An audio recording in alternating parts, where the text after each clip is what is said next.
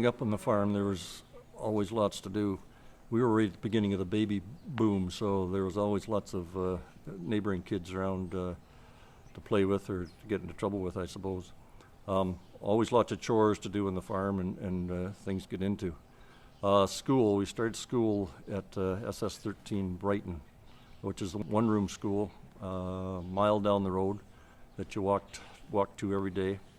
So there were 8 classes in one room, and that was it. You had 3 people in my class. The one ahead of us, there was 4. The one behind us was 2, and that's the way it was all the way up through the school. Used to do a lot of things there. You could go over and play hockey on the pond in the wintertime. There was no well at the school, so somebody every morning would have to go to the neighboring farm, get a pail of water, bring it to the school. For everybody to drink, you put it in a big clay crock with a spout on it, and that's where you got your water. The schoolyard was very small, so if you went to play ball, home base was right up against the school. Second base was right against the cemetery fence. Third base was right against the fence on the road.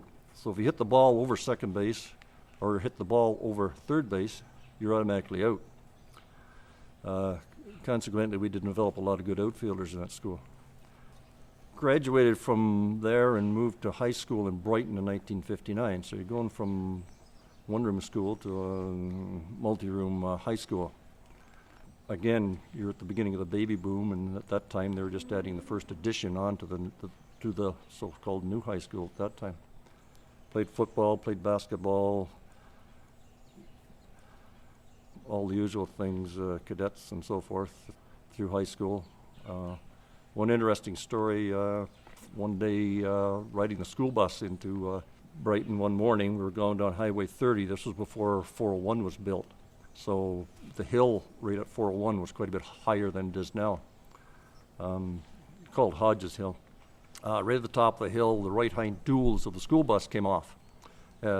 Dropped the bus down, and we went sliding down the road. And one wheel went down one side of us, and the other wheel went down the other side. And Homer Lowe was the school bus driver at the time. He stick-handled down to the bottom of the hill because our brakes were gone. I figured, hey, great, we're going to miss some school here today.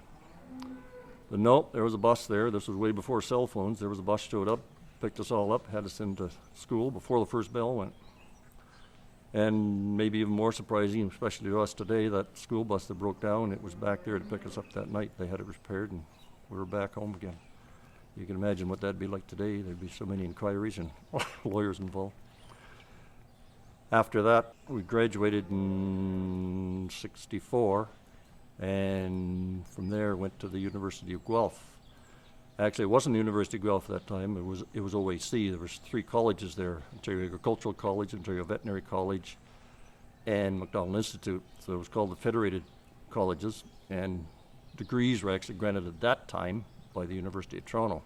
By the time we graduated, it had become a university and granted their own degrees as the University of Guelph. My brother and I, Paul, we were probably one of the first ones to actually go to university from here. Before that, some people would have gone mostly to teachers college or to maybe to nursing or something like that. In OAC, the classes were fairly big and just about all boys at that time, especially in agricultural college. There were a few girls. One of the interesting girls at that time in our class was Roberta Bondar, the first female astronaut, Canadian female astronaut. Spent 4 years as an undergraduate, stayed on to do a master's in food science, dairy science at Guelph, graduating there in 1970, and then moved to Pennsylvania State University, Penn State, to do a PhD. So there for 2.5 years. I've been very fortunate in those years to work under some very broad-minded and eminent people that had broad ideas and what to. In other words, they did not focus on one single discipline. If you needed knowledge or help in another discipline, they were quite willing to go out and get it, and that always did me well in future years.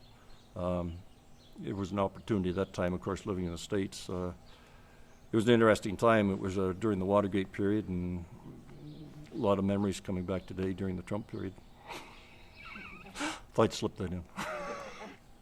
When we left Penn State University, we moved back to Canada, to Toronto, and I did a postdoctoral fellowship at the Banning and Best Department of Medical Research at the University of Toronto. An interesting story on the move back, it was September 1972, when most of you remember that was the same time that the summit series was on between Canada and Russia. Living in the States, we had no idea of the interest that was taking place in Canada. In fact, to get the scores of the hockey game, we had to wait till the next day, and I could pick them up on the radio with Howard Cosell out of New York. He would give you the details on the hockey game and who scored the winning goal. Moved to Toronto that day on a Sunday in September. As we came to the border and started to pick up the radio stations in Toronto, Team Canada was flying back home in the same day, so that's my only memory of that, is that we moved into Toronto the same day Team Canada came back. At U of T, we did research on membrane structure and function for 4 years. At that time, in 1976, my father decided to sell the farm, so it became a decision whether you wanted to stay into research or come back and do your own thing at farming. So at that time, I decided to come back and form a partnership with my father on this farm. I met my wife at a dance in Guelph in 1965, and before I moved to Pennsylvania, we became engaged, and we were married in June of 1970, and she moved down there and stayed with me ever since. We were married up until last year, and when she passed away after 49 years of marriage.